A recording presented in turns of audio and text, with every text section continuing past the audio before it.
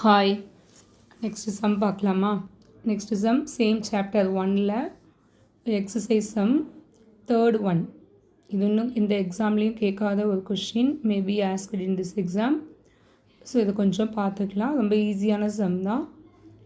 First கொஷினை read பண்ணுறேன். At what height from the centre of the earth surface the acceleration due to gravity will be 1/4 of its value at the earth. Question understand பண்ணால் ஒன்றுமே கிடையாது. என்ன கேட்குறாங்கன்னா, நமக்கு acceleration due to gravity of the earth என்ன தெரியும்? G. ஓகேவா? இப்போது அதே இந்த ஜியோட வேல்யூ வந்து 1/4 of its value at the earth. அந்த ஜியை விட G/4 எந்த ஹைட்டில் இருக்கும் எர்த்துலேருந்துன்னு கேட்டிருக்காங்க. அதான் நமக்கான கொஷின். இப்போது சொல்யூஷன் பார்க்கலாம். பக்கத்தில் இருக்கிற டயக்ராம் அண்டர்ஸ்டாண்ட் பண்ணிக்கோ. அந்த சர்க்கிள் எர்த்து, சரியா? அதில் சென்டர்லேருந்து எர்த் வரைக்கும் இருக்கக்கூடிய டிஸ்டன்ஸ் கேபிட்டல் ஆர். அதுக்கு மேலே இருக்கிறது வந்து நம்ம ஒரு பர்டிகுலர் ஹைட்டு நம்ம அசியூம் பண்ணிக்கலாம். ஸோ அந்த ஹைட்டில் உனக்கு ஜியோட வேல்யூ என்ன இருக்குன்னா G/4 இருக்கும். ஸோ இப்போ நியூ ரேடியஸ் என்னவாக இருக்குன்னா R+H. So height from the centre of the earth R' = R+H.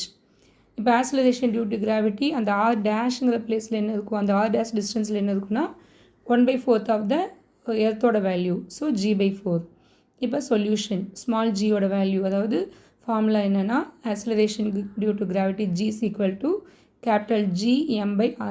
Capital ஜினா gravitational constant, m mass of the earth, r radius of the earth. இப்போ G' எழுதுறப்ப என்ன ஆகும்? கேபிட்டல் ஜியும் எம்மும் கான்ஸ்டன்ட் மாறாது. ரேடியஸ் மட்டும் என்ன ஆகும்? r'². இப்போ இந்த ரெண்டையும் நம்ம டிவைட் பண்ணுறோம். G/G' ரெண்டு ரேஷியோ பண்ணுறோம். அப்போ Gm/r²/Gm/r'². Gm கேன்சல் ஆகும். இப்போ டினாமினேட்டரில் இருக்கக்கூடிய R'² மேலே போகும். R'²/R².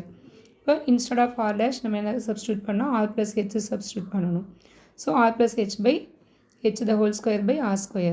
இப்போ இந்த ஸ்கொயர் வந்து common to both numerator and denominator. So R+H/R².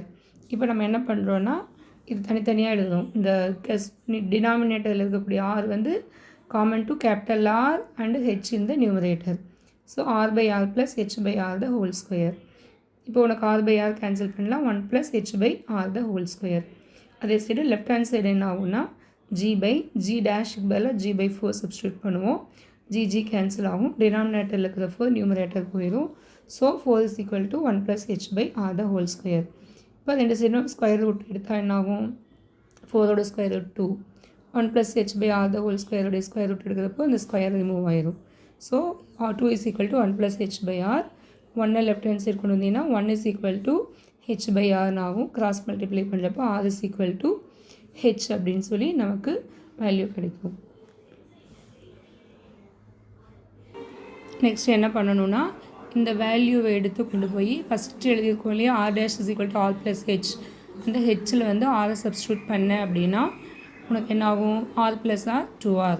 So the acceleration due to gravity will be 1/4 of its value as at the earth when the object is placed at twice the radius of the earth from its center.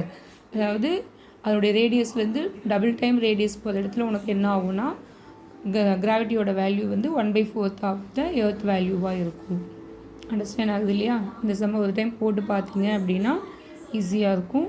எதுவுமே practice makes perfect. So நல்லா practice பண்ணிக்கோ.